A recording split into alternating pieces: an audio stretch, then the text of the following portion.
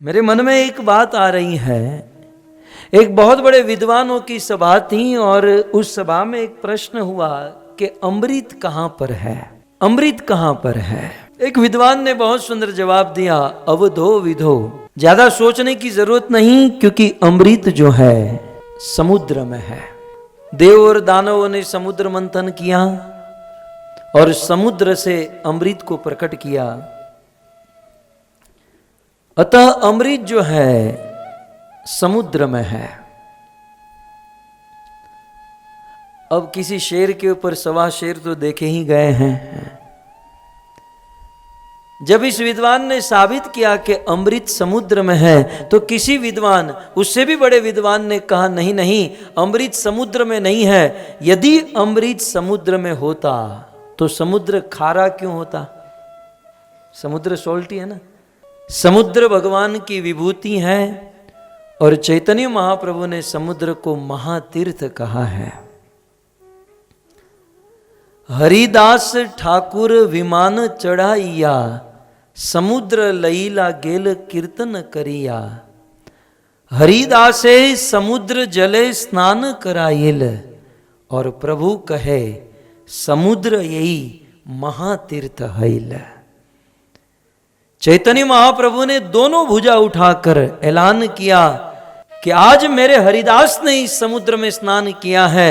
ये आज से ये समुद्र कोई साधारण जल नहीं, आज से ये समुद्र महातीर्थ है।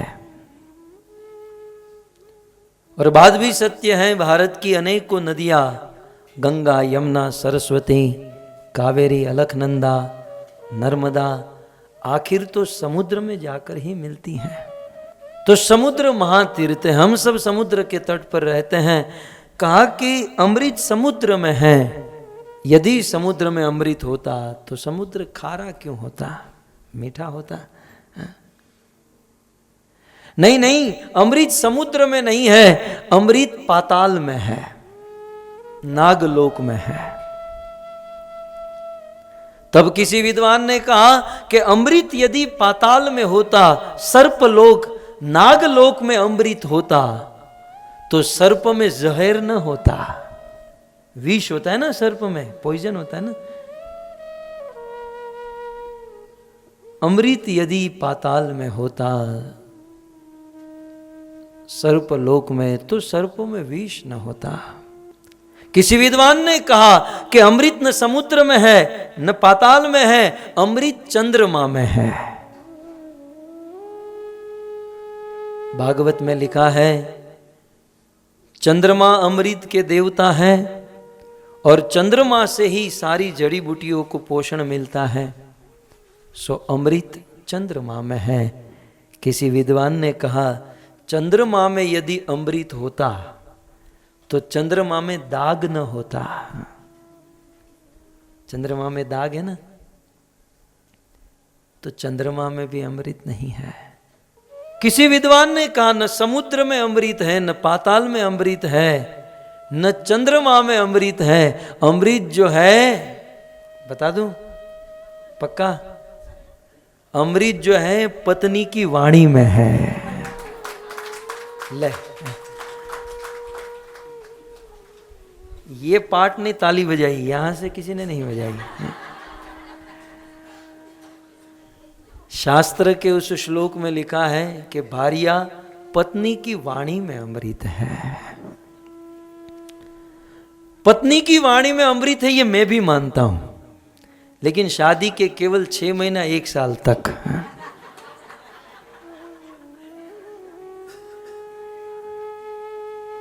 शादी होती है और जब नई नई शादी होती है तो आप पानी मंगाओ तो दूध का गिलास आता है। अजी क्या पिएंगे, अजी क्या खाएंगे, क्या लेंगे, आपके चरण दबा दूं, आपके माथे में तेल डाल दूं। लेकिन जैसे ही शादी का 1 साल समाप्त होता है, सेवा उल्टी हो जाती है।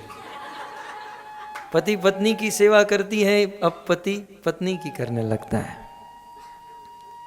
इसलिए किसी विद्वान ने कहा कि यहां तो सब माता जी हैं, पत्नियां तो नहीं है। लेकिन शादी के पहले चंद्रमुखी, शादी के बाद सूर्यमुखी और शादी के 2-3 साल के बाद ज्वालामुखी। ये फटा, ये फटा, ये फटा, फटा, तब तक तो फट जाता है। तो कहते हैं कि अमृत पत्नी की वाणी में है। ये बात सत्य है, पत्नी की वाणी में अमृत है, लेकिन पत्नी मधुर बोले तब। मैत्रेय मुनि कहते हैं पितृभ्याम प्रस्थिते साध्वी।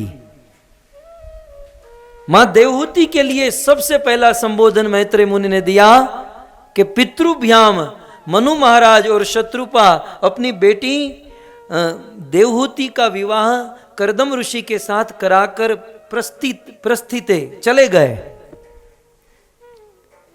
तो पितृभ्याम प्रस्थिते वे चले गए, फिर कहते हैं साध्वी। पितृभ्याम प्रस्थिते साध्वी, देवहूति को मैत्रेय मुनि ने साध्वी कहा। तो मानो विदुर जी मैत्रेय मुनि को पूछे कि आप देवहूति को साध्वी कहते हो, साध्वी का मतलब क्या है? हमारे यहां तो क्या समझते हैं, साध्वी का मतलब पति की सेवा छोड़ो, पत्नी की बच्चों की सेवा छोड़ो, घर बार छोड़कर सफेद साड़ी पहनकर मंदिर में बैठ जाओ, बन गई साध्वी। साध्वी की डेफिनेशन मैत्रेय ऋषि ने भागवत के 3 स्कंद में विदुर जी को कहा, पितृभ्याम प्रस्थिते साध्वी, देवहूति साध्वी है। क्यों? क्योंकि प्रथम गुण देवहूति में कहा पति अंगित को विदा। साध्वी उसे कहते हैं जो पति के इशारे को समझे, पति के मन की बात को समझकर अपने पति की इच्छा को पूर्ण करे। यह है साध्वी। और इतना ही नहीं, मधुर भाषा बोले। पति बेचारा सुबह घर से बाहर गया है, दुनिया भर की गाली सुनकर परिश्रम करके श्रम करके घर पर आया है, उस समय पत्नी कहे कि बहुत अच्छा हुआ आप आ गए, मैं आप ही की राह देख रही थी, आप बैठिए, आप भोजन कीजिए, आप जल पीजिए। पति की सारी थकावट उतर जाती है। लेकिन यहां तो दृश्य कुछ और ही होता है। मेरे लिए साड़ी लेकर नहीं आए तो टांगे तोड़ दूंगी। खैर, तो मैं तो वेद के उस श्लोक के ऊपर कह रहा था कि अमृत कहां पर है। अमृत समुद्र में नहीं, समुद्र में होता तो खारा क्यों होता। अमृत पाताल में नहीं, तो फिर सांप में विष क्यों होता। अमृत चंद्रमा में नहीं, यदि चंद्रमा में होता तो दाग क्यों होता। अमृत पत्नी की वाणी में, या आप पतियों को पूछ लीजिएगा। अमृत पत्नी की वाणी में, तो उस विद्वान ने कहा नहीं, अमृत पत्नी की वाणी में भी नहीं। यदि पत्नी की वाणी में अमृत होता तो पति क्यों मरता, पति अमृत हो जाता। सो पत्नी की वाणी में भी अमृत नहीं। अल्टीमेटली अंत में एक भक्त ने बहुत सुंदर बात बताई कि अमृत कहीं नहीं, अमृत कलयुग में केवल एक ही जगह पर है, वो है भगवान राम और कृष्ण के शुद्ध भक्त संतों के मुख में। भक्त के मुख में अमृत है। चैतन्य महाप्रभु ने कहा भक्त पद जल, भक्त भुक्त हो से 3 महाबल।